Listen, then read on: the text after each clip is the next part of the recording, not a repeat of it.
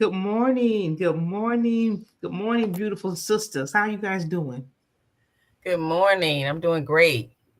Good, Good good, good, morning. I'm good. doing great as well. Good to see you. Good to see your smiling faces. And welcome, welcome, welcome. How's it? Dr. Lisa? You're at home and retired now. Yes, really settling. Transition. I know that's a big transition. That's It a big is. It transition, and is. there's so much more that's going to happen that you have no idea. But I'm excited about the things that you will discover in this next phase, in your next part of your journey. I'm looking Um, forward to it, especially the sleep that I am able to get now. enjoying the sleep, enjoying this. Okay, now I'm gonna do like Coach Nodella Sacagawea Jordan, the Yes, optimizer. ma'am. All right, Yes. all right, all right, all right. See, I'm so proud of myself that I pronounced that. Yes. See, I saw the relief in her face, like I got through that. And I know how it feels, for your name to be mispronounced. But so that origin is Indian, right? Is it Indian? Yes, Native American. So Native- Sacagawea actually is the Native American woman who led Lewis and Clark on their expedition Okay. way back when. People tend to get her confused with Pocahontas. I have nothing against Pocahontas, but I'm like, no, it's not Pocahontas. It's Sacagawea. But yeah, so my parents was intentional about all of our names. But yeah, my grandmother, my grandfather on my father's side, both were Native American. So I guess they was Okay. trying to be in the spirit, if you will. Well, thank I you for just, correcting me Lisa, too. you didn't share what we had a guest on one of my shows, and her first name was Sacagawea. Sacagawea, yeah, I saw it. And there's multiple ways. It's split probably by now between whether you use the G or the J. Okay. So yeah, some people use the G, some people use the J. Okay. Yeah. Well, I want to say good morning to you and thank you so much. I'm excited about this show that we're going to be having today. Also, don't want to miss this opportunity to say good morning to everyone in the chat. Thank you guys for joining. And I see Miss Crystal here, His Divine Appointment, Miss Nick D. Thank you guys so much for joining and being with us. We had a great discussion last night with the Hearts of Men. We were able to join them and have a discussion, and I thought that was really good. And it was help me with the title, ladies. Was it toxic? Uh, Broken. Tonight. Oh, last night. last night, yeah. Oh, we was talking about breaking um the idols of Okay, Yeah, souls. that's okay. right. I know So I it have was another opinion. broken idols, how to Yes, shatter cycles you mistook for yeah. purpose. I was trying to remember the title. Broken idols, how to shatter cycles you mistook for purpose. Yes. So Yes. that was an excellent conversation. I really truly enjoyed it, and I hope we're going to talk about that some more on an upcoming show on TikTok, our Sunday brunch. So I'm looking forward to hearing more about that as well. So thank everyone in the chat. I look forward to this conversation that we're going to be having as well. Um, and everyone here on the show, we're going to just share our perspectives. This is our ninth show, guys. This is our ninth show, so we're going to share our perspective, and we're not, we are the subject matter experts of our own perspective. We're just sharing. We're not trying to say these are our beliefs, and we're listening to what you have to say. We're going to make sure that we're not trying to impose what we believe onto you. We're just sharing some of our experiences and our perspective with you. And we look forward to hearing your perspectives in the chat. We want to hear from you as well. And we look forward to you coming into the chats and just talking with us. And if there's anything you hear and you want to ask any questions, please, we encourage you to ask questions because that's what this particular show is for. It's for us to come together, for us to collaborate together, ask questions to gain an understanding. That's the purpose of everything that we do, coming together to get an understanding. So I wanted to ask a question because I was, as I was preparing for this show, right, I was looking up a few things. And one of the words I know Dr. Lisa is a English major. That's and, and so I wanted Coach to put this word up, um because I was like, look, I have been trying to pronounce it, and I know I can, right? I know I can pronounce it. But I was looking it up, and I'm gonna tell you exactly why I was looking up before we get to our questions, right?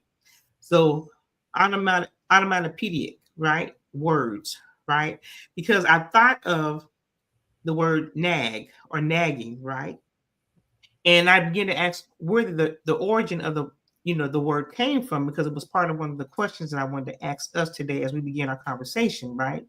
And so that was one of the origins of the word that it began to describe.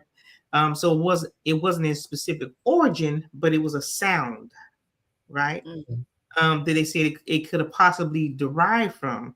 And so I was like, okay, so that's interesting. So I began to pull it up and try to get an understanding of where that word come from, because we use it, we hear it, it's being used often, right?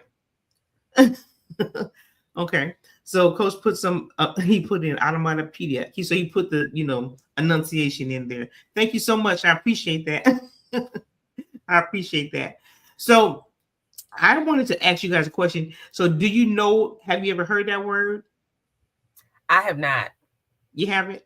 You I haven't? haven't. That's a new Okay. word I'm dropping in my little box. You'll drop your box. Okay. No, So I haven't heard it either. That so was I my want to first time. that's your first time? So I think that's kind of good, because I always want to make sure that we're learning something as we are doing these as we're doing our show. So the word is a subset of imitative words, right? And that specifically imitate sound, right? So they imitate sound. Um, and they're made by animals, objects, or even natural events. So they sound like noises. So they represent like meow sounds like a cat, the cats make, or bang like loud noise sounds, or birds, right? And so I was like, so that's where the sound come from, right? And I was like, so our and the reason why I began to go down this rabbit hole, because I was like, have anyone ever told you that you were nagging them? Right? So that's where the sound came. The research for this particular question came from. Have you ever been told that you were nagging someone? And if so, how did you respond? And what do you think prompted them to feel that way? Okay, resounding yes. Okay. Okay, folks, no, I'm admitting yes. And what I thought, it kind of bothered me. I did take it as a negative, and I thought it was, it was that he was saying that I was gnawing at him, that I'm just repeating the same thing over and over and over again. So I don't even know if it was the sound that I took it as the sound I was making. I took it as I'm being very repetitive in what I'm saying. And that's what I always kind of, when people say nagging, I'm thinking that they're like, I know, like you've already told me. So yeah, but yes, I've been told that. I'm confessing. Okay. I'm not saying whether I agreed, but no. Yes, I was told that I was nagging, and along the lines of what Dr. Lisa is saying, it was because I had repeated something. And typically, when they call it nagging, it's not so much that you are nagging if it's done with a certain tone, right? Because we know sometimes nagging, it can come with that attitude, but other times it's just you're reminding the person, hey, remember X, Y, and Z. And sometimes people don't like to be reminded because they could be avoiding whatever it is that you're reminding them of that they don't want to do. So there's different reasons why people, quote unquote, nag. Another word that we even actually have today is called micromanaging. you know, is a new word in place of nagging, because when you have to remind a person, it's like you're watching over them that they haven't done a thing yet. So that could be the other reason why, is that they may even feel that they're being micromanaged over something that they know they should be doing or that they have to do. But again, you know, their offense, taking offense to it, is perhaps avoidance, is something that they don't want to do. You know, so there's just a number of reasons why a person would say, oh, why you're nagging. And my response was, I'm not nagging you, I'm just reminding you.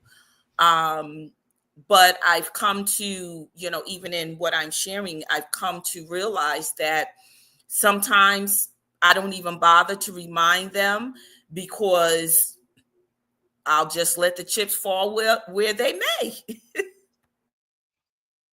Okay, I like that, Mr. Odell. Just to get to the other side of it, sometimes, you know, you'll be told you're nagging because people don't want to, because they don't want to be reminded that there's a responsibility, right? So that there's something that they should do and they may not want to do it, or, um, as you were saying, so that's like a defense mechanism, like you're nagging to make the person feel bad about asking you to do something that no one should have to ask you to do, in other words. So I remember listening to a popular, he's gone now, pastor, saying something similar to that, right? Like no one should have to ask you to do something, like Dr. Lisa said, a repetitive, completely asking you something, do something over and over and over again, right? So it does become nagging, right? So, and it shouldn't be something that we're trying to force someone to do, right? So we have to be mindful of how we are making our request as well. But then the other person has to be reminded that if it's something you should be doing, there should be no cause to say that I'm nagging, or you have to repeat doing something, because that's the only time we should have to do that is if we're doing that with children, not with adults. So what are your thoughts about that? So When you so the difference between being repetitive with a child and an adult is, because that adult was not trained. I'm taking this to scripture, because scripture says, train up a child in the way that he is to go, and when he is old, he won't depart. A lot of people say, oh, I raised my child. You raise cattle. Scripture doesn't say raise your child. It says train. And I say that because training means to be repetitive. Now, we're all in the same age bracket, and I believe we all grew up where our parents says, I'm not going to repeat myself. Mm-hmm. And Holy Spirit brought this to my attention, that the parents was wrong in that, because to train a child properly, sometimes you have to repeat yourself, because apparently either one, they didn't understand, or two, it's not registering. And so you need to find a way to help them to understand what it is that you're saying. And so as much as we as parents don't like repeating ourselves, if we are going to train up our children the way that scripture says the word training is, then we're going to have to repeat. When we shift to adults and we find ourselves doing the same thing, it's an indication that they were not trained, that they were raised. And so I think this is what we're seeing in a lot of adults, is why we're finding ourselves, even if you will, in that training space with an adult, a training that they should have received as a child. And I'll land there. Now, see, we're getting somewhere now. I like that. There's a training and then there's a raising up. So then raising up is hands off, right? And training takes more intentionality. You're training up, you're putting in, you're giving instructions, you're directing, you're correcting. So I like that. Dr. Lisa? No, now the repetitive, I think that, well, and actually, to be honest with you, I know I probably said it myself.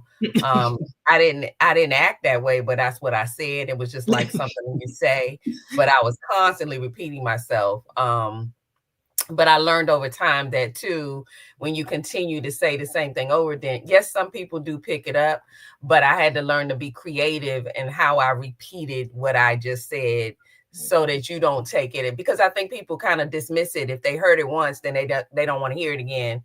They'll just dismiss it. So we had to start to get creative. But I really said this like 10 times. But I do think that that's part of training, is to repeat what you said, repeat what you did. Because I'm a visual person too, where I have to see it.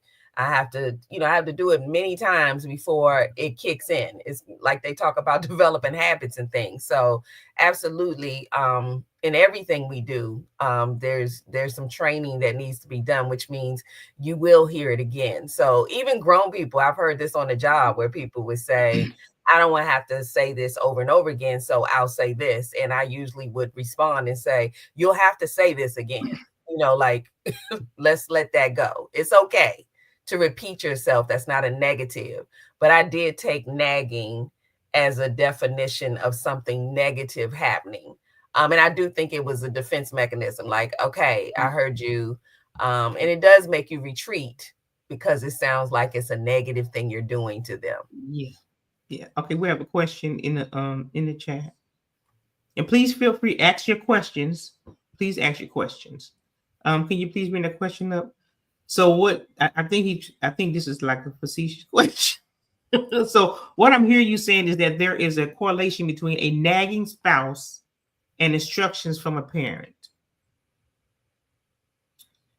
No. Well, I don't think I'm saying that, because yeah. I was going to actually, go to the other side of this, and that so it depends on how you define nagging.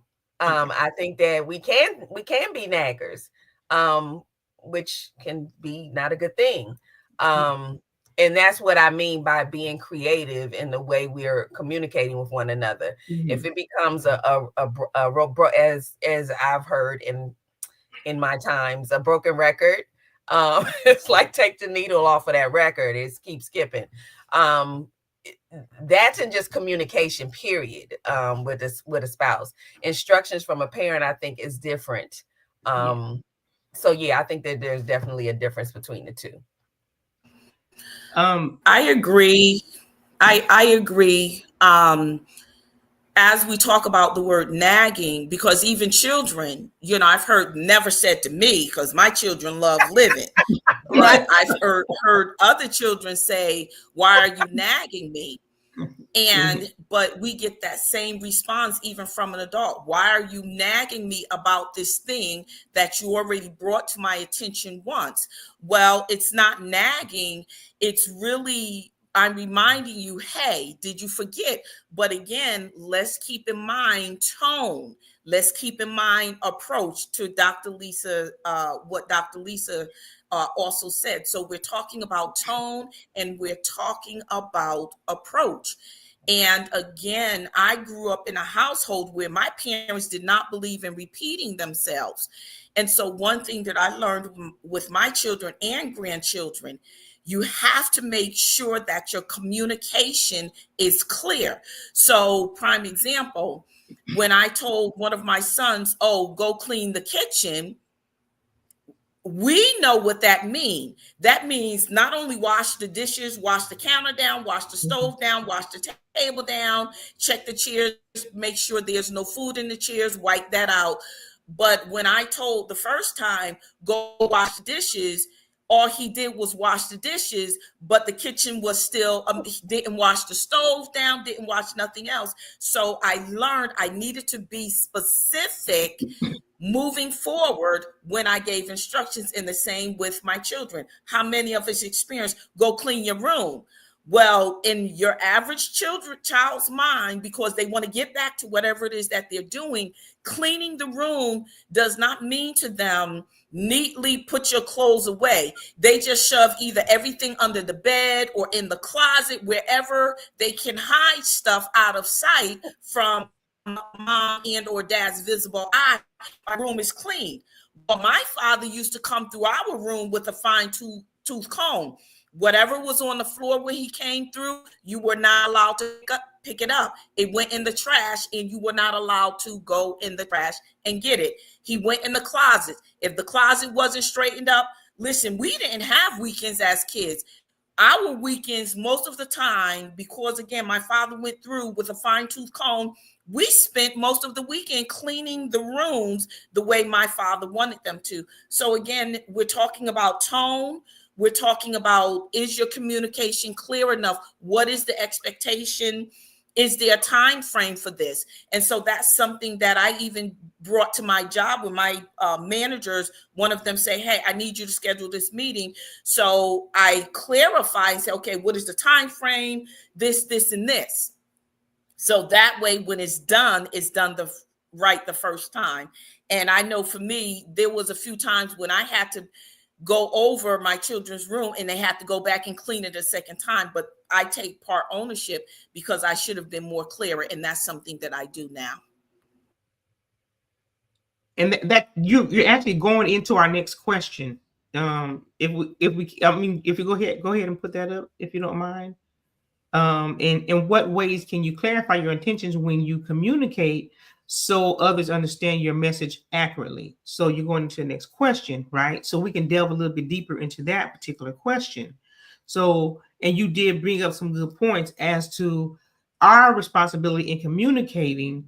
So, to the point of nagging, so that there won't be this miscommunication, right? And we won't hear those words that will not make us be responsible in our communications.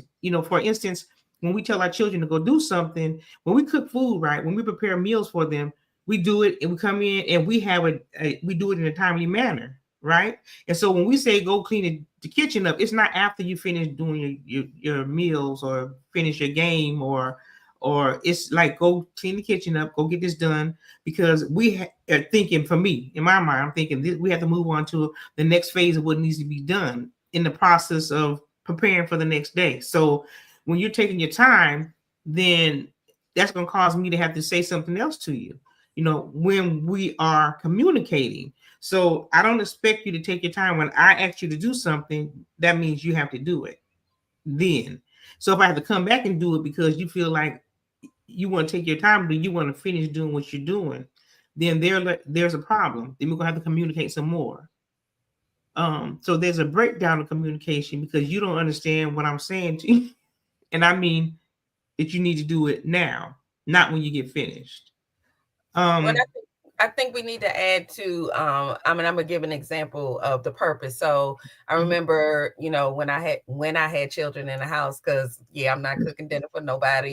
Too many times up in here. But when I would say dinner was ready, and my expectation was that as soon as I said dinner was ready, I expected everybody from whatever room you were coming from to head to the kitchen immediately. And I didn't always get that response because, somebody was watching the end of a movie, somebody's playing a game, all of this stuff was going on, and I didn't care about none of it. But what I understood eventually was that I wasn't even making it clear why that was important to me. And it was a me issue, but communicating that helped people at least understand my reasoning for expecting you to move immediately was because I like to get you a warm, hot meal. And if you took too long, then I was actually taking it personally. Like, now I haven't done what I was supposed to do because it's cold or you have to warm it up. Whereas those weren't really important to them. If I got to throw it in the microwave, they were like, that's no big deal. You still cooked for me. So making those kind of things clear made it a better situation because it was a thing. Like, I don't like serving you cold food. But that was my thing. And I needed to communicate that to them so that they knew this wasn't about controlling you, kind of, sort of, not, but yes. But it was because I had a thing about wanting to make sure you got a hot meal. So once that was clear, I think they were like, okay, let me go on up here because this is where she's coming from.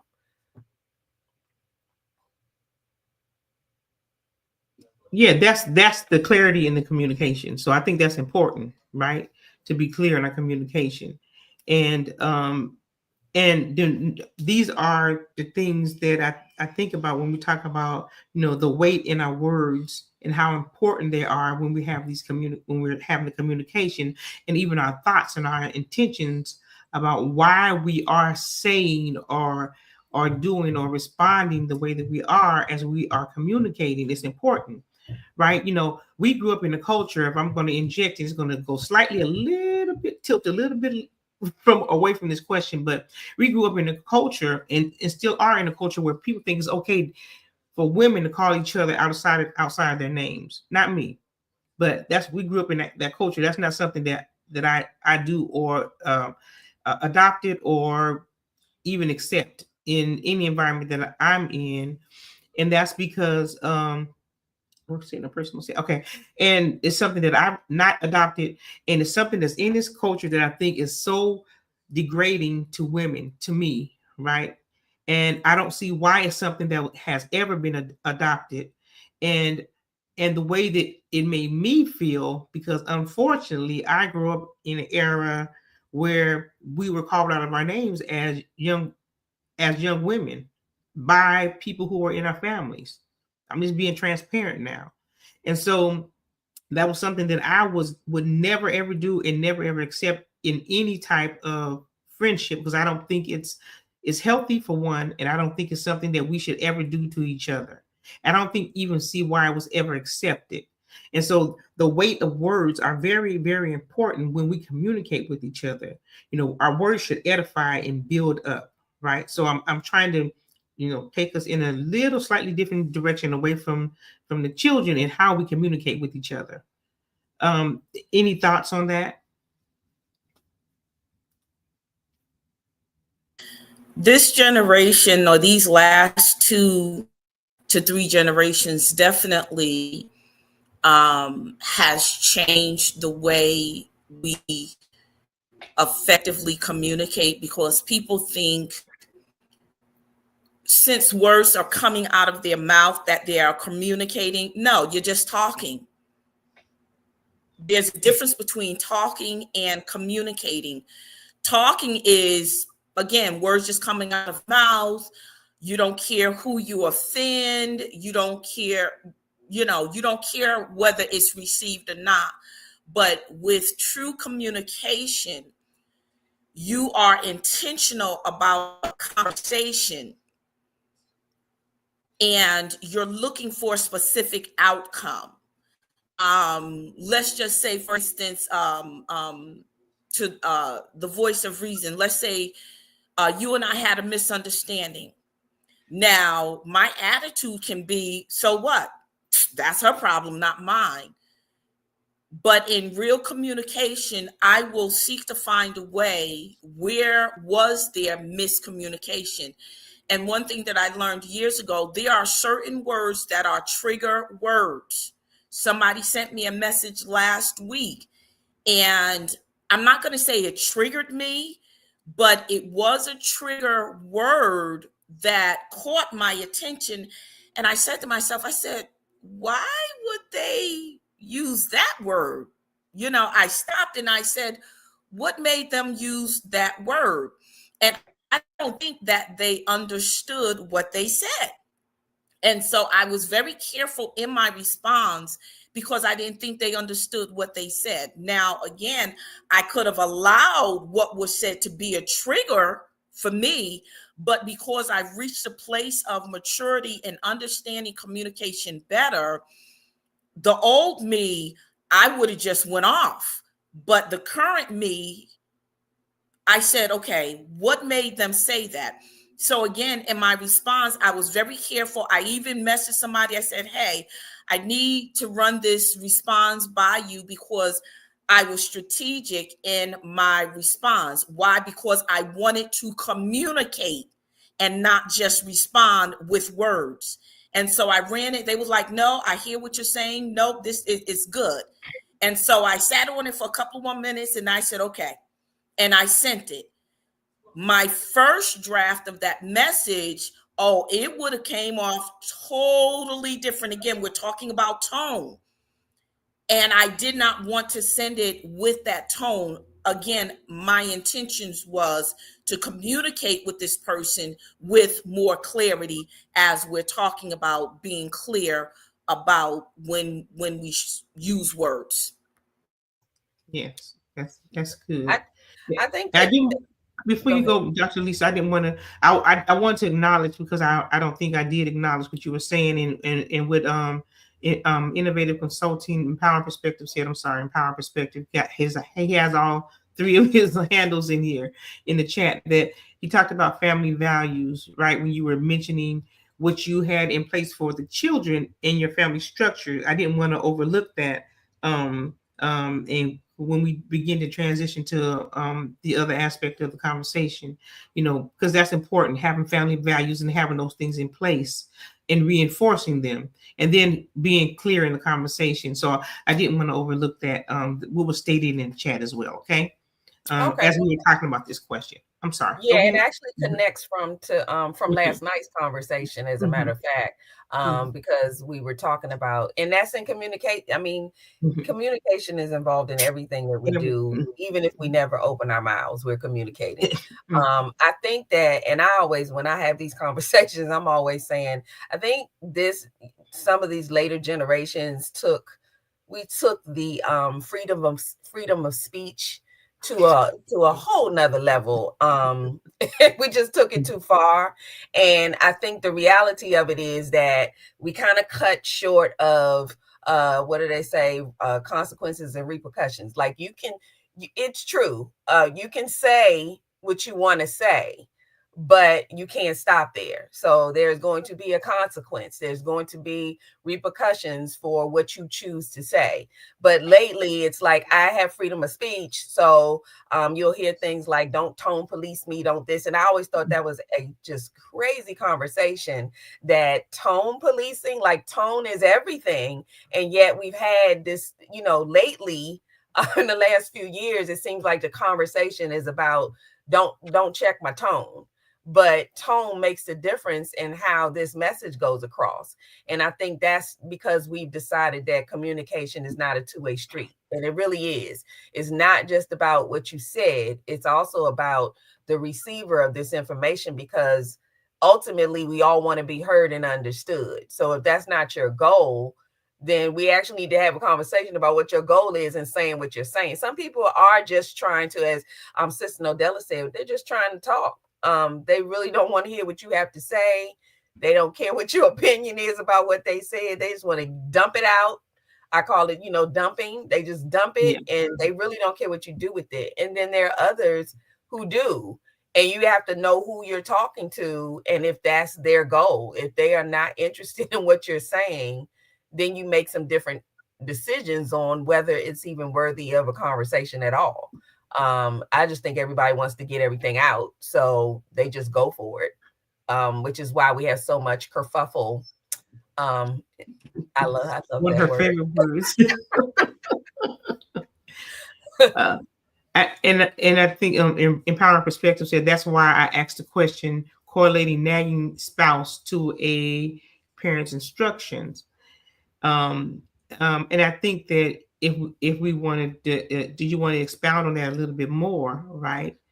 I think that when you're giving instructions and teaching children, right?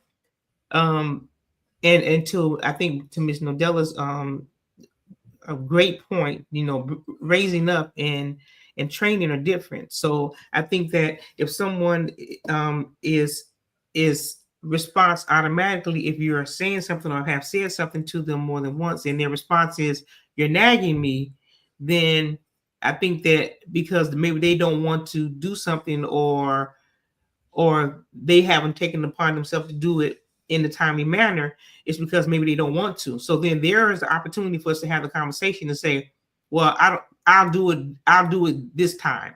I'll get it done then. We can communicate and say, I'm gonna get it done then. Then if it does not get done, then there's an issue with you doing what you say you're gonna do. So it's not nagging at that particular point. I think then it's a lack of you being responsible and doing what you said you're going to do.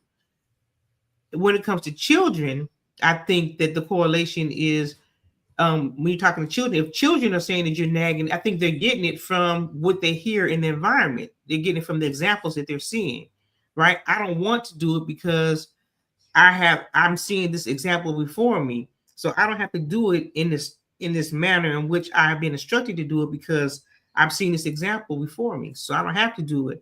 But you do have to do it. You don't have an option to do it because I'm not telling you to do something that's going to hurt you. I'm telling you to do something that's going because these are instructions I'm giving you.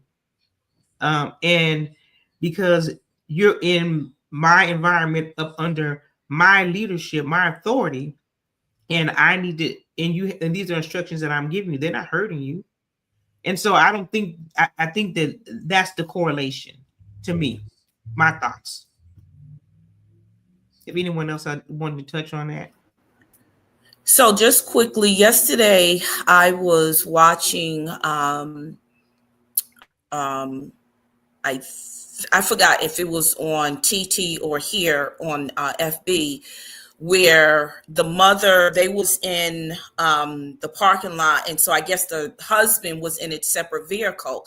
So as the mother's driving by, she gives the husband the finger. Well, okay. The camera spans to the back, and guess what? The little girl is giving the dad the finger. So to your point of, she was mimicking what her mother was doing, and although it was done in the space of joking, but yet the child, to your point, was mimicking what her mother was doing.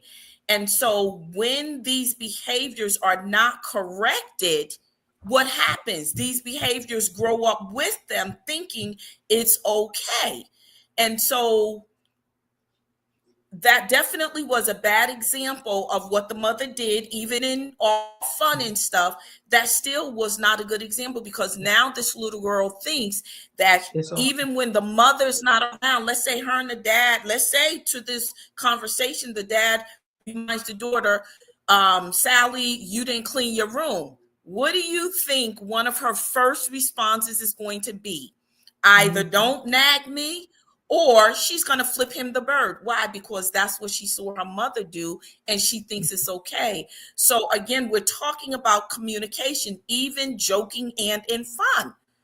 There was a different way she could have done that in front of the children. Now, if it's just you and him or you and her, that's one thing. But in front of the children, you know, these children are seeing what is being done. And even to the other point that you made, Lisa, is that our children, even though mine too are also grown as well as my grands, they're still seeing what is being done in society, and they're being influenced. And if those of us who have that authority over and or in their life do not speak to it, then they will continue with it.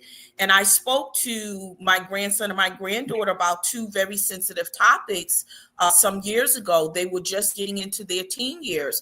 And, you know, it wasn't a conversation of scolding or anything, but I pulled them to the side and I said, hey, you know, why do you do that? Or why are you listening to that type of music? And they explained why. And I said, oh, okay. And they did kind of have this look on their face like, okay, where's Nani going with this? And I just said, I just, wanted to know, to better understand why they are doing what the things that they're doing. And surely they know what's wrong, but I just said, okay. And I left it alone. And there was another conversation where I did take the time and I explained to them why it was wrong. No, again, no scolding or anything. Again, we're talking about tone. What is the purpose of this conversation? Because I wanted to communicate to you something I want you to take into consideration. And they received it. And I did. A little bit later, I saw a change about the conversation that I had with them about that particular thing. You know what I was thinking about when you all were talking about this was the other night we were watching this challenge on YouTube, and it was the Shut Up Challenge. And I was going through some things watching this challenge, but I thought about all the things that why this was an issue, from parenting to communication to what we just are talking about with children, mimicking what they see. And I watched it and I was like, oh my gosh, this is a nightmare. And the fact that we're in a place where, and that's, and I mean, but it's a good point for conversation, because they were showing how what happens in your household if you tell your parent when they ask you to do something, shut up. And there were some parents that just look for confirmation, like, is that what I heard? Which I was confused with, because I was like, yeah, I don't need to hear this a second time. You don't have to nag me about that. I'm moving, right? But then there were other parents who got up so fast that, the mom had to say, it's a prank, it's a prank. But I thought, okay, wait a minute though, because now you've introduced this to the child. And what you've done is shown them that this is funny, and it's not. And you saw the behavior with grandmothers in the room that were like, okay, that's not funny. Like, let's not do that again. But it was like this weird dynamic of, we've gotten so free that everything is a joke. And to the point of, when I say the power of shut up, people immediately go to, oh, you telling people to shut up.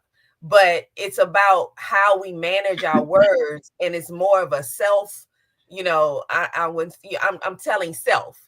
And it's different when you have a conversation with yourself about, okay, you need to be quiet or whatever. But the fact that we're having these challenges where we're joking about how we're communicating very badly with each other, and yeah, we're just out of pocket with it. And I think that when it comes to children, we need to be very careful on how we introduce anything, especially how we use our words with one another, because they do hold weight. And I've said this previously, that I have carried more weight from things that were said to me than what somebody necessarily did to me. I remember what was said, and that impacted me so much more. And I think people don't understand, like, you have the weight of the words. They don't understand that words do matter. They really do. Yeah. Yes. I agree. I want to, because I think this is so important. And I do agree with what you said, Dr. Lisa. I think it's so important for us to have this conversation about the weight of words. But I do want to bring this comment up that's in the chat from Empowering Perspective, because I think it's important for what Innovative Consulting. I think that, the spouse nagging can be seen as an attempt to control or influence their partner's behavior, similar to how mothers might instruct their children. This can create a sense of control, and can also lead to communication breakdown within a relationship. Absolutely. That's what I was touching on when I said the other part of it, where you actually can, be nagging, which I think I've been guilty of. I don't think it's always intentional, but I think it's because I was not good at communicating. And my idea of communicating my thought was to say it again. And that was as deep as it went.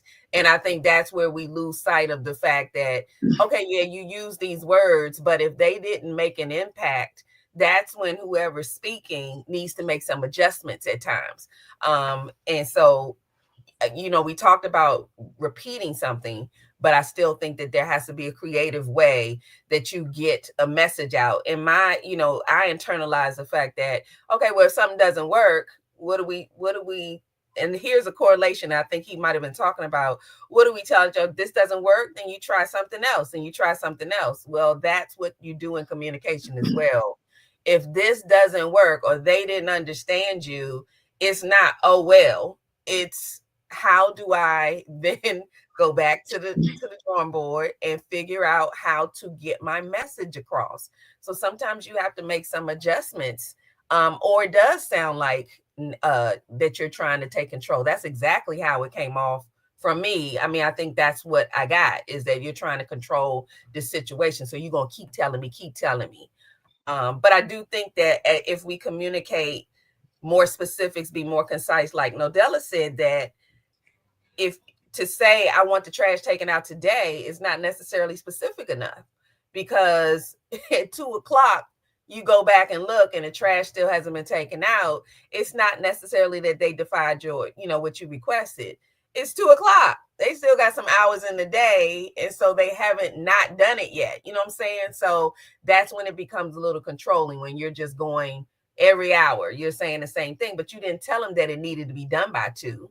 So, that's just where we need to do better in how we communicate. But I agree with what he said, that it can come off as very controlling. And I think at times it actually is a control mechanism. I agree. And I agree with that. I agree. I think it's because there is a lack of understanding because of what we see modeled, right? It goes back to that that unspoken communication, right? That we see modeled. There's been transferred to us from generation to generation. Like, for example, and I'm going to say this, and I'm going to let Miss Nodella talk, and then we're going to go to our next question, okay? I think that I seen this TikTok, right? And I really just paid attention to every person who was a part of it. And then there's a son, he was doing a joke, right? And he was looking at the video, and it was Mother's Day. And the mother kept saying, "It's Mother's Day." And she's like, I want the grill out. I need the grill clean. We're going to barbecue. And she's telling her husband, right? And you can see that he was in distress. He didn't want to do it, but he was going to do it. But you can see he was like, and the son was like, "Dad, why are you looking like that? Why your eyes look like that?" And he was not happy, but he was going to do it because it was Mother's Day. And you can see his body, like he was tense. And you can see that he was not very happy with, thank you, Miss Deborah. You can see, and thank you so much for joining us. We do appreciate you for joining us, and we appreciate your comments, and we want to invite you to come back and join us. You can see that he wasn't happy. And you see this all the time, happy wife, happy life, not happy house, happy spouse, right? And so we're not considering everybody who was a part of this unit. We're one, right? So if somebody's unhappy, everybody's unhappy, not just the spouse, not just the wife, but the husband as well. So why would you want the other, your whole, yourself, your one? Why would you want any part of you to be unhappy or tense or not paying attention to how they feel or what they want or what they're experiencing in their body? So I just saw that, and I think that we have to pay attention to every aspect of us as we are one, right? We have to pay attention to every aspect of that. And I'm going to be quiet and let Ms. Nodella chime in. So I do somewhat agree with Empowering Perspective comment, but and which also ties into the comment you just made is this mother's expectation. So it goes back to communication. And my thing of it is that what was agreed upon, what did we agree to? Because if we agreed that, let's use taking the trash out, you would take the trash out, what was the details of that conversation? If you told me in the midst of the conversation, and it doesn't matter whether it's me taking out the trash or him taking out the trash, whoever agreed to take out the trash, what was the conversation? Did you agree to take the trash out by 10 a.m. and it's now almost 2 p.m.? Yeah, that needs to have a conversation, because that's not what we agreed to. And you cannot write that off. Oh, no, I'm not nagging you. You said you was going to do a thing by 10 o'clock. It's now almost 2 o'clock. What happened? If something came up that prevented you from taking out the trash or doing whatever, what should have happened is you should have come back, whether it's text message, phone call, or face-to-face, to say, hey, I know we agreed upon this, but something came up, but I'll get to it as soon as I can. Again, we are talking about effective communication. And I know some of y'all may feel, well, I don't need to do all that.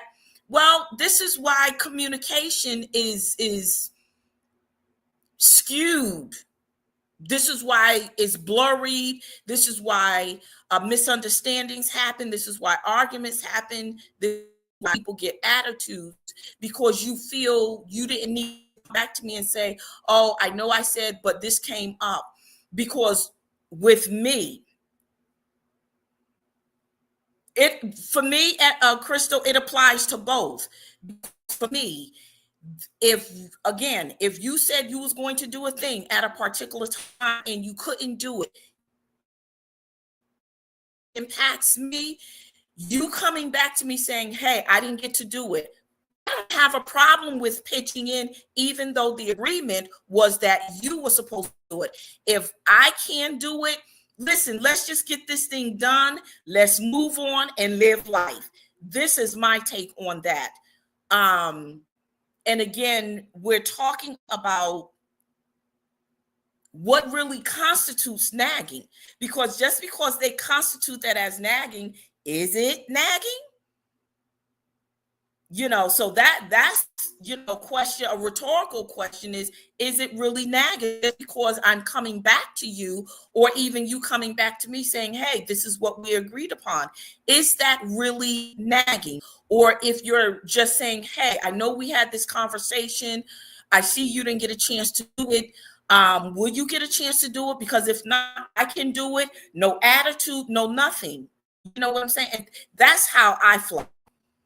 I know that's just me, but I'm just putting it out there even for others to consider moving forward as well, because sometimes we do make a mountain out of a molehill. We make things bigger than what they really are, but it still evolves around having effective communication. Like I said, for me, at this stage of my life, I do try to communicate as clearly as possible, because I don't care for the nagging thing. That's too stressful for me to have to keep coming back to you, reminding you to a thing. I'd rather just go on ahead and do it. Like I said, listen, I'll do it. Let's get past this. And again, just keep living life. No big deal.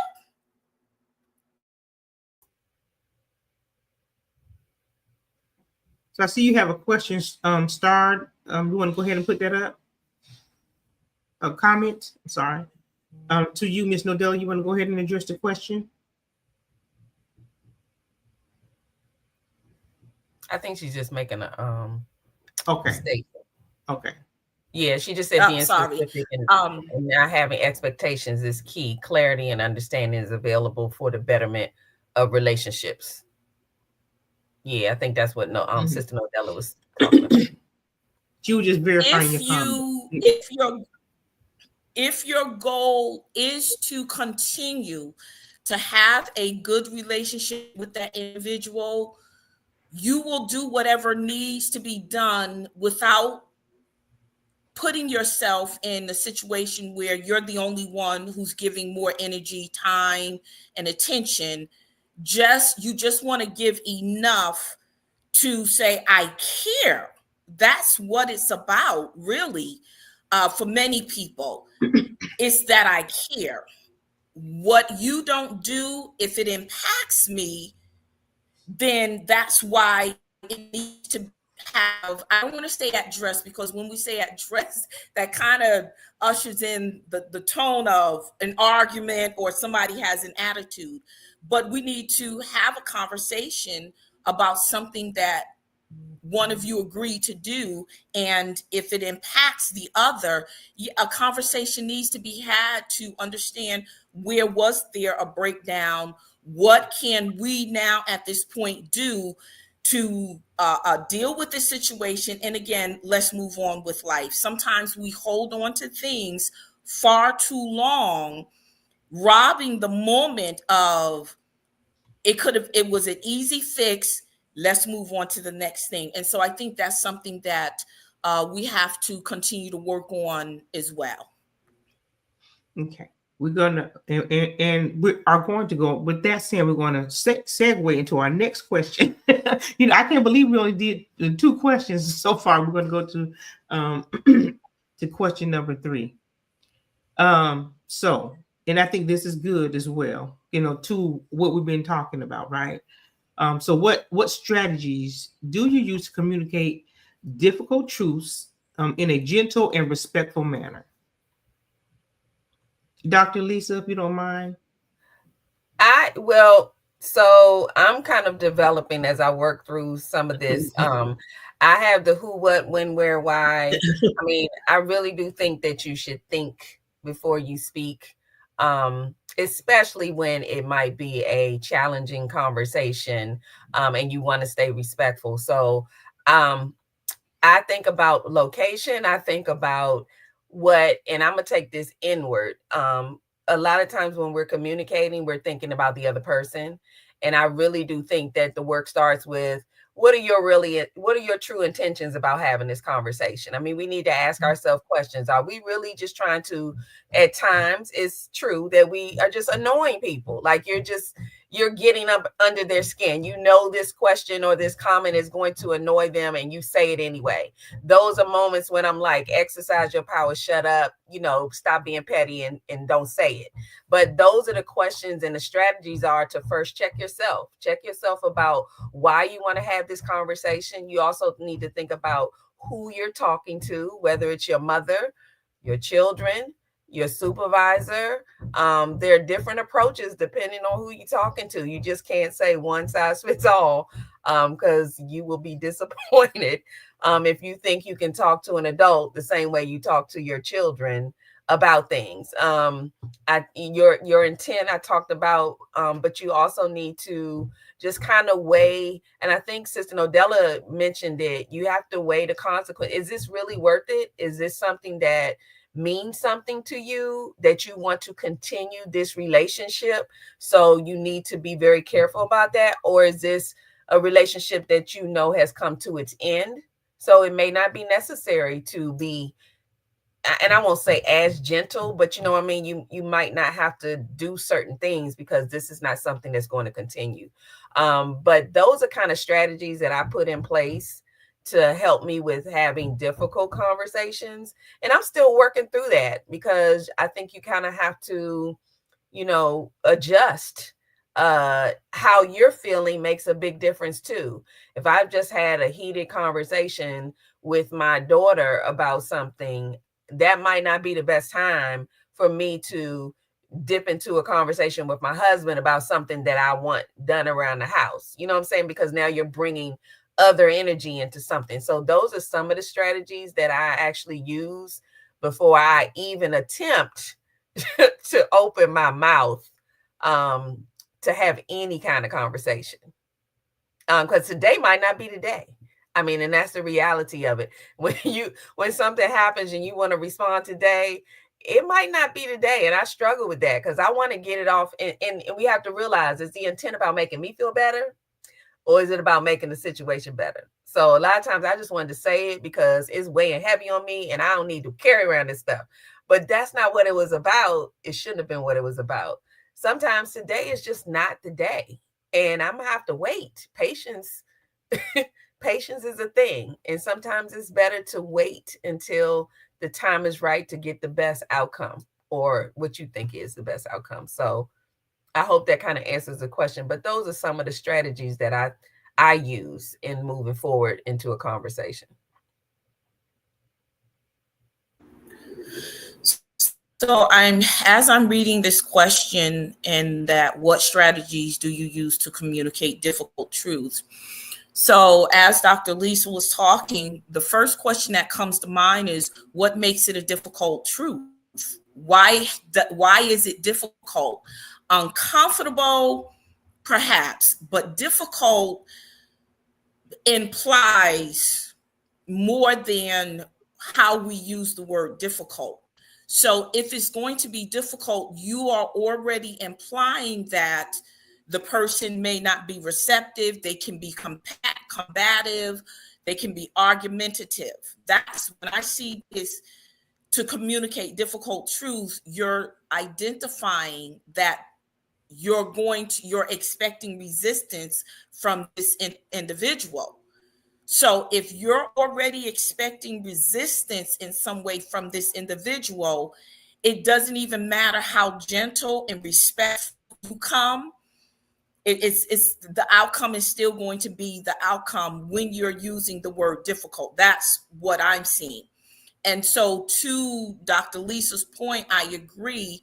And I learned the hard way that if I know the individual, no matter how I come to them, if they're still going to be resistant, possibly combative, argumentative, I will table it. Now, there was moments when I didn't table it, and boy, was it explosive.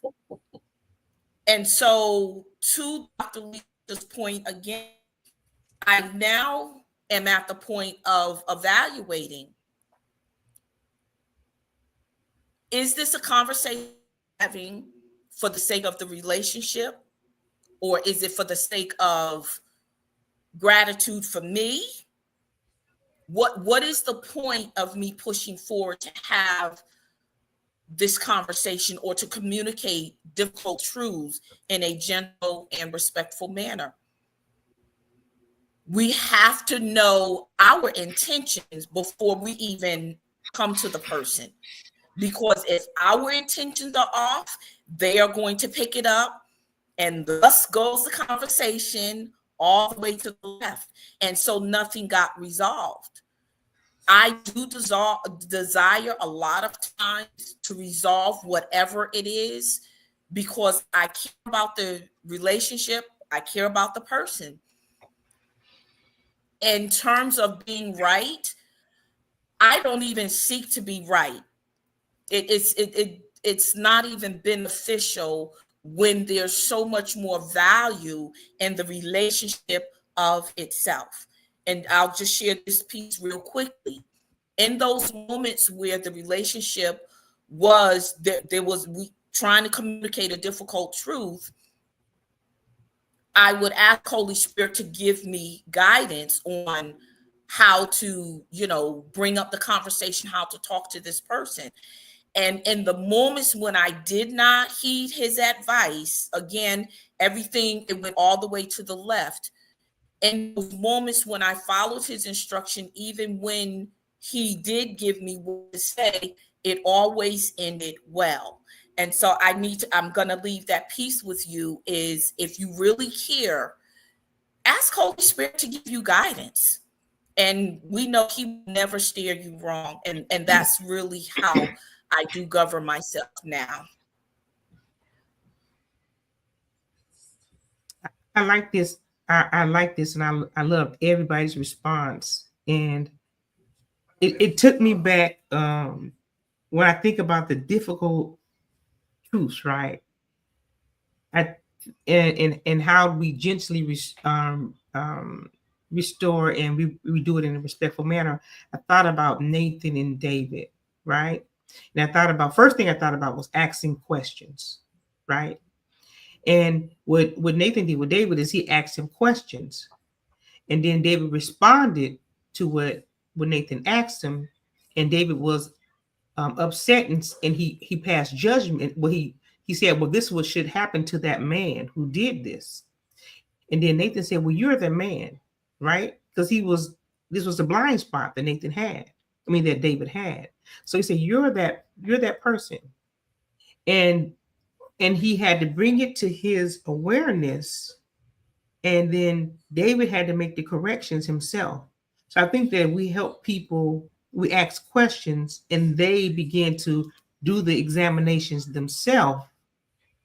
That not that we're accusing, but ask them questions, and they become aware that they can begin to do the work to make the corrections within themselves, right? Because we are there to be helpers one to another.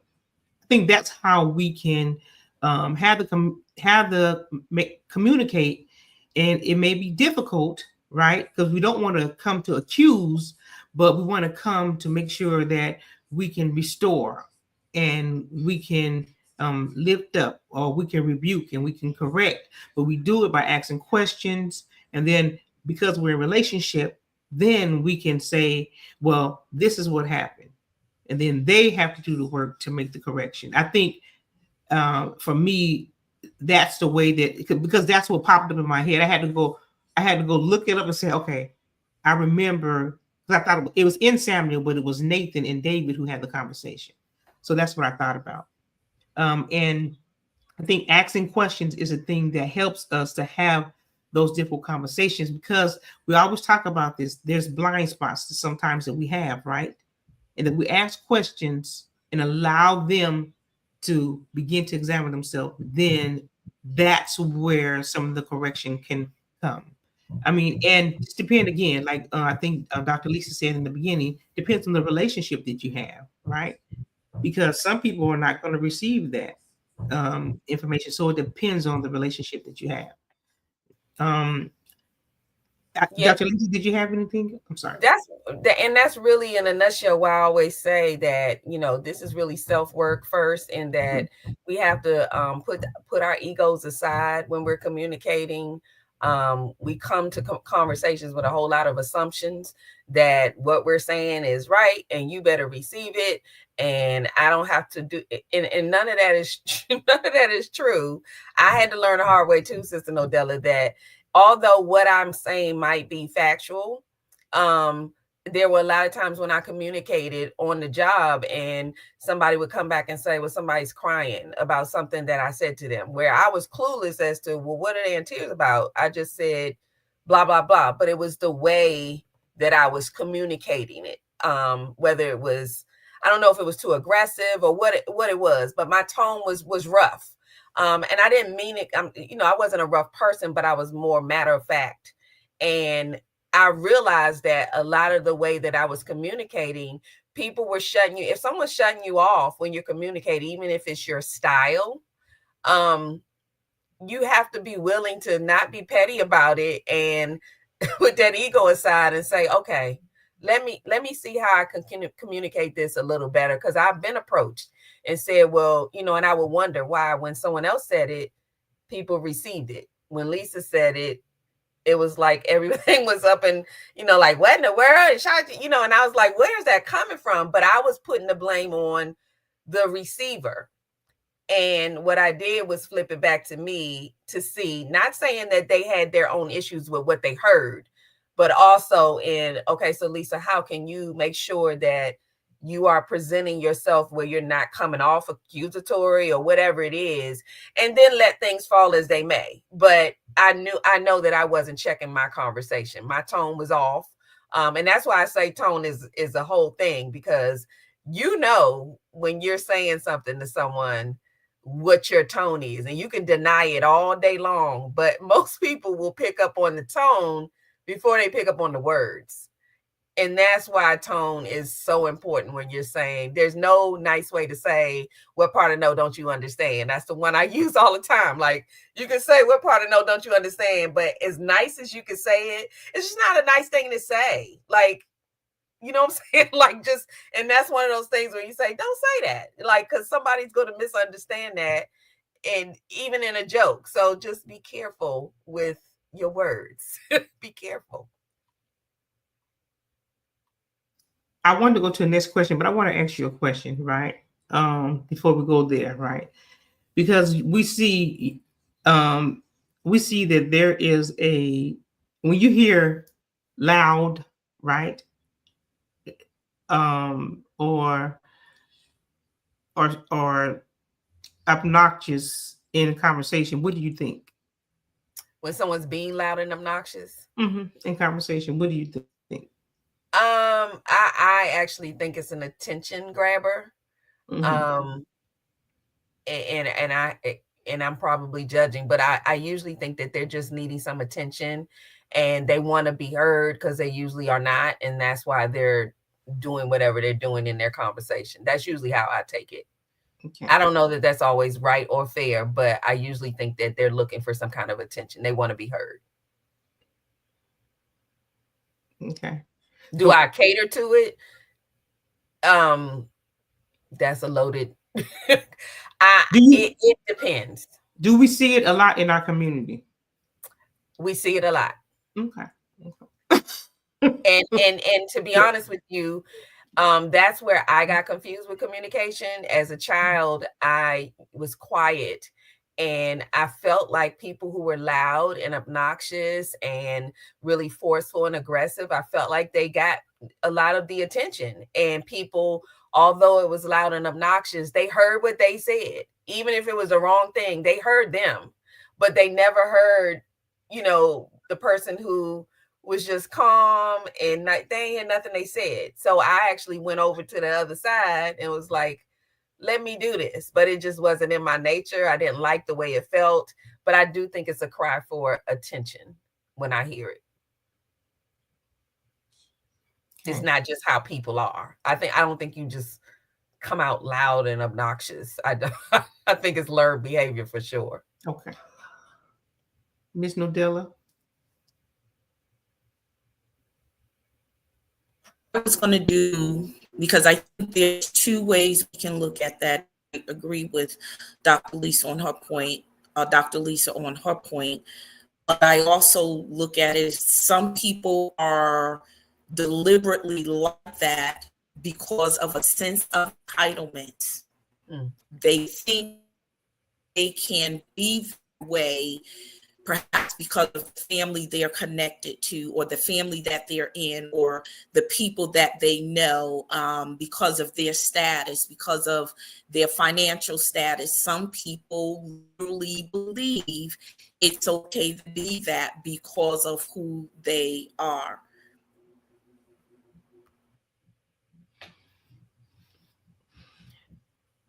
Yeah, I can say that, sometimes when I see the loud, obnoxious people who look like me, and I'm like, I know that there's other examples, and we communicate much more effectively if we just take our time and calm ourselves down, because there's no rationale when we're emotional, right? And if there's yelling and there's cussing, there's no communication being done. So it baffles me when and I see in the chat, it depends, but they can be perceived as immature. It can be perceived as immature communication habits in an attempt to control the situation. And I agree with that wholeheartedly, but that's not controlling the situation, but that goes to the immaturity, right? Because you perceive that you're controlling it, because the loudest person is not the person controlling the situation, but the person who is listening and understanding is the person, and the person who has control of their emotion. Because when emotions go up, cognition goes down. So when you're listening, you and your emotions are in control, you can get a better understanding of what's going on. And when we're talking about right now, the weight of our words, right? It's so important that we are mindful of our words, right? And the weight and how much they matter in our lives, and be accountable for the words that we are speaking and we're using on a day-to-day basis, right? And how they can be toxic, or they can be healing, because it's so important for us to there were so many things. If you would just give me just a moment, and I know we're not going to get through all this. There was so much that I wanted to say in this particular episode, but I do want to take a few moments to just say a few words about what we can do as women and the instructions that God has given us, how we can heal with our words and not tear down. We can build up, right? And this is question number 5, right? What practical steps can be taken daily to improve your communication so misunderstanding are minimized and relationships are strengthened? So if you give me a few moments, then we can answer this question. I know we're getting running. We got 15 more minutes, but I wanted to just give you a few suggestions. So we can speak with wisdom, right, and kindness. And then I went to Proverbs, and I can share these with you ladies, so you can have them, right? Part of my notes. Proverbs. She opens her mouth with wisdom, and in her tongue is the law of kindness. So she speaks with wisdom and kindness, right? Respect and honor in her speech, and that's from Titus. Also encourages and builds up. That's what women do. We're called to speak words and build up each other and not tear down. Be gentle, be humble, um, respect in our relationships with our mates, marital relationships specifically is what it states, right? And we're talking about Ephesians. I was in Ephesians 5. Wives, submit to your husband, teaching our children with wisdom and patience, listening and be attentive. And so it's important that all these attributes that we make sure that we practice and we attain and we use and we build up and it becomes a part of who we are as we are communicating with each other in every relationship that we have, as friends with each other, as mothers, as wives, in our across every spectrum of every relationship that we have. It's important that we use, as believers, that we use these techniques that God has given us, because we can't say that we don't have examples, because we have these examples He's given us. And I wanted to say that before we move forward, because I didn't want to, time to get too far ahead of us and not be able to share that with you guys before we answer this question. So if you guys had anything to say about that, we can, and then we can go ahead and answer this question. And then after that, we're going to have our final thoughts. Yeah. So for me,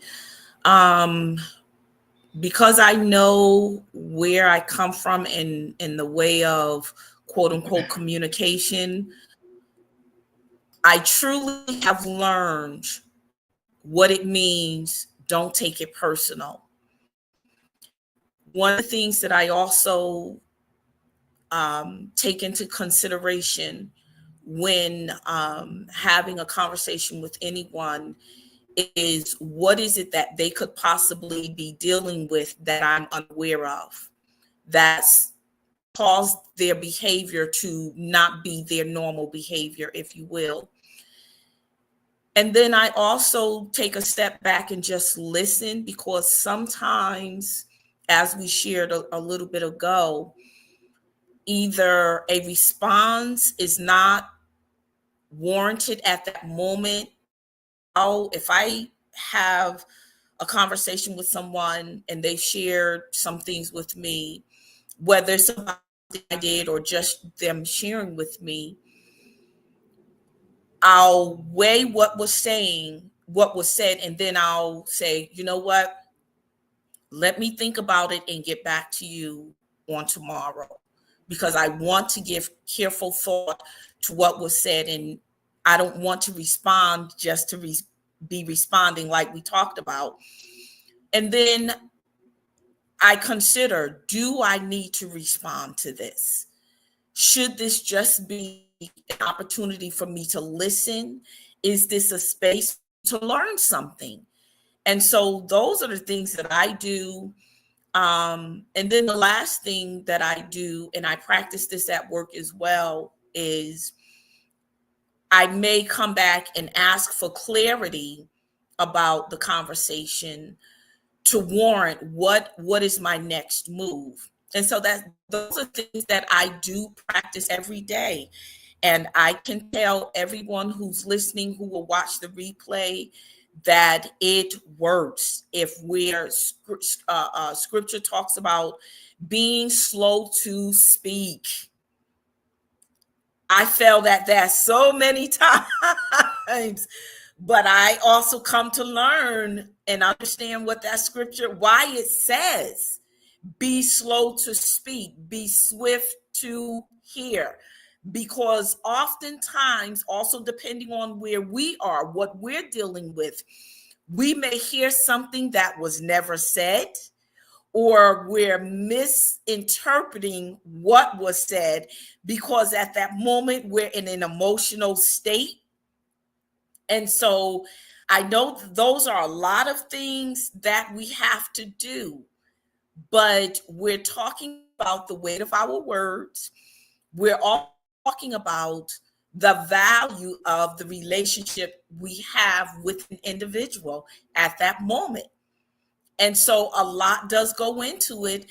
And for me, it takes practice. It took practice, and I still practice because sometimes I do still miss, every now and then. And so those are basically the things that I do if I want the relationship to remain. And the latter part is to strengthen the relationship. If that's what my goal is, then I will do the work that needs to be done to continue to have that positive or that healthy relationship. Yeah, I mean, you all know words are my jam. Since I can remember, I love these kind of conversations just because this was a lesson that I had to learn the hard way. But on the other side, it has been absolutely amazing. It is the road to peace on so many levels. And I guess, I had to show people better than I could tell them. I'm like, I'm just going to show you this is what happened when I closed my mouth. If you think about it, silence and listen are the same letters. There's a reason that these are connected. And what sounds, and I know this sounds cliche, but you can't hear if you're talking. You really can't. And that's the power in being quiet, is that you get to listen. And listening is a wonderful thing. I know people act like it's just painful to listen, but you will hear so much if you just be still and listen. You will then know. And it's true. It's not just words. It is so true. And those are things I intentionally listen to what people are saying. And something that I've talked about before, and it's a learning process. I do it every day. This is a daily work. I listen to the heart. A lot of people say things and for different reasons. And it's not always what's in their heart. So you really have to go deeper than the surface when it comes to listening and with your words. And my hashtag forever and a day is to think before I speak, something that I rarely did. And when I flipped it and started to think before I spoke, things changed for me. And believe it or not, when you do the self-work, you don't have to, those expectations that you have of other people, things will fall into line and you'll realize that, oh, it was me. It was me. And it's okay that it is you. It's okay. It doesn't mean you're necessarily saying anything wrong. And those are things that we attach to when we check ourselves. Oh, I must have did this wrong. It's not that it was wrong, but maybe there were things you could adjust. So the two things that I make sure that I do, and I try to share with other people on a daily basis, is to set my ego aside in every conversation and not assume that it's just all about me. And the other thing is to not be petty, because it seems like it's natural for people to be petty. So when you know that you are responding out of, I told you so, or I just want to get back at you, when you know that, and inside, you internally, that that's what I'm saying, check that before you open your mouth. But those are some of the daily things that I do to communicate. It's about checking me first, because I'm responsible. When you talked about the accountability in our conversations, I'm responsible for what I say out of my mouth, whether it's fact, fiction, whatever it is. I'm responsible for it, and I need to be prepared for what comes afterwards. So if you think that way, sometimes you might not say what you was getting ready to say. So I like that, Dr. Lisa. I like that a lot. What practical steps can we take daily to improve our communication? I think one thing is, like you said, listen. I am a proponent of be still and know that I am God. Just be still. When you are listening, man, there are so many things you can hear, and God can teach you while you're being still and you're listening. When you are listening, you have clarity, and there is a low chance, you minimize the chance of misunderstanding when you're listening. When you're listening, you're truly listening to understand. And then when you understand, I think that's where you can strengthen the relationship, because now you're listening because you truly want to understand what the other person is saying. You're not listening so you can say, aha, you want to find error in the person, but you're listening because you want to understand, and you want to strengthen the relationship. So I think that when you take the time to do that, right, and you really truly want to know what strengthening and your covenant relationship, valuing that relationship that you have, I think those are practical steps that you can take. And it seems simplistic, and it can be simplistic, and we have to continue to practice doing it. But I think that is one of the practical steps that we can do daily to improve it. If we can continue to improve upon it, each and every day. So I think that will be my response to that question. And so, because we are running out of time, right? We are going to do our final thoughts. And before we go to our final thoughts, ladies, thank you guys so much for this conversation. We did not get through it all. We didn't get through it all. But I can send you guys over some of the things that I mentioned in my notes if you guys want those, for scriptures, for some things that we can use on a day-to-day basis to help us and guide us for how we should communicate, and the words that we can use as we communicate with each other. Now, is there any? Let me check the chats before we go. Also, don't be so quick to fight for what you know. Then and only then. Okay. Also, don't be so quick to fight for what you know. Then and only then do you have the capacity to learn from someone else. I agree 100%. Absolutely. I agree. Absolutely. I agree 100%. Because you are denying yourself the ability to learn, right? Because you're fighting for, you say, I'm not open to learning. I'm not open for transformation. I'm not open to learning more of God, because I'm what we call it, I have a fixed mindset, and I'm not going to grow. I'm not going to do anything different because what I know is right. That's not ever the mindset to have, right? And if we're in relationship and you have a fixed mindset, we're going to be stuck. So I think that's good. Thank you so much for adding that comment. Okay, ladies, we're going to give our final thoughts. We're going to start with Ms. Nodella, then we're going to do Dr. Lisa, and then myself, and then we're going to close out, okay?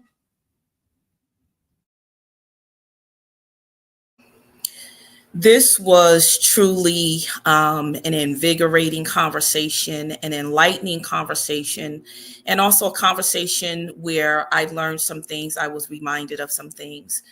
So our topic today was the weight of words. And I'm reminded of a childhood saying that sticks and stones may break my bones, but names will never hurt me. I don't know who came up with that saying, but that is a saying that we all subscribe to. And for quite some time, we all believed it was the truth, only to find out that once we reached a place of maturity, we realized that was not a correct statement. Because while sticks and stones, yes, will certainly or can certainly break our bones, words and names definitely do hurt us. They have proven to help shape us to be the people that we are today. That's on the negative and the positive spectrum. We can see where negative words have impacted us negatively, but then we can also see where when positive words have been spoken into our life, when they have become ingrained in who we are, we also see the evidence of that. And so today I leave with each and every one of us, be mindful of the words that we speak, because each and every word that we speak, it has life and it has power, as well as it has the ability to shape a person's life, their thoughts, their beliefs, and the way that they move and treat others. So let us be mindful that sharing words of wisdom, knowledge, and experience, make sure that they are meant to uplift and build up one another, even in those moments of hard truth. Yes, there is still some value in hard truths. The weight of words can be really heavy or really light, but you choose. I have really enjoyed this conversation. Like I said, words are my jam. And I think that when we start to recognize the power of our words, and be more mindful about the way we use our words, I think we will start to be able to build better communication among each other. And I say, continue this conversation. This was amazing because I think we still need to talk about this over and over again and understand how powerful words are and be accountable for what you say out your mouth. Listening is definitely key. I know it sounds cliche, but it's so much more in listening. So I think that there's a reason, as they always say, that we have one mouth and two ears. And my suggestion is that we start to use it. I have enjoyed talking with these women about how we can do better in our communication with our children, with our spouses, with our friends. So I say, let's keep the conversation going. So just keep in mind, I like the last thought that Coach threw out in the chat is that just stay open, be teachable, and it's okay that we don't know everything. That means that we have so much more to learn, which is exciting. So please use your words wisely as we go forth to learn and communicate with others. Words can start wars and they can heal hearts. So you decide which way you're going to use yours.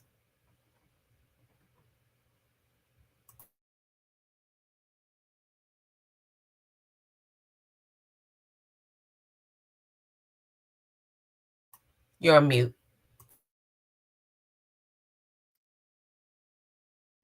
I don't know why I always do that. Sorry. I have truly, truly enjoyed this conversation with my sisters here today. And I agree with them. The weight of words, they can uplift or they can hinder you. And as we leave today, I encourage you to reflect on these questions and consider how we can apply these insights in our daily life. Our words matter. They can change lives, including our own. And let us continue to grow and encourage and uplift one another. Knowing that true strength lies in our ability to communicate with love, humility, and integrity. I am so thankful that we had this opportunity to have this conversation, and we can continue to build our communities, and we can strengthen our communities because our words do matter. And the life and death are in the power of our tongues. So thank you so much for taking this time to come together with us and to have this conversation and to be with us. Next time we're going to come together is going to be third Saturday of each month. We come together. Next Saturday we will be together again on with reframing the images of relationship with Coach, the Mindset Coach, and we will be on the Empowering Perspective YouTube channel. Again, please come. We have these conversations every week on the Empowering Perspective YouTube channel, and we look forward for you guys coming and joining us. Thank our sister again, Deborah, for joining us. We look forward for you coming back and participating in these conversations. It has been a very good conversation, but until next time, we will see you in TikTok Live Sunday.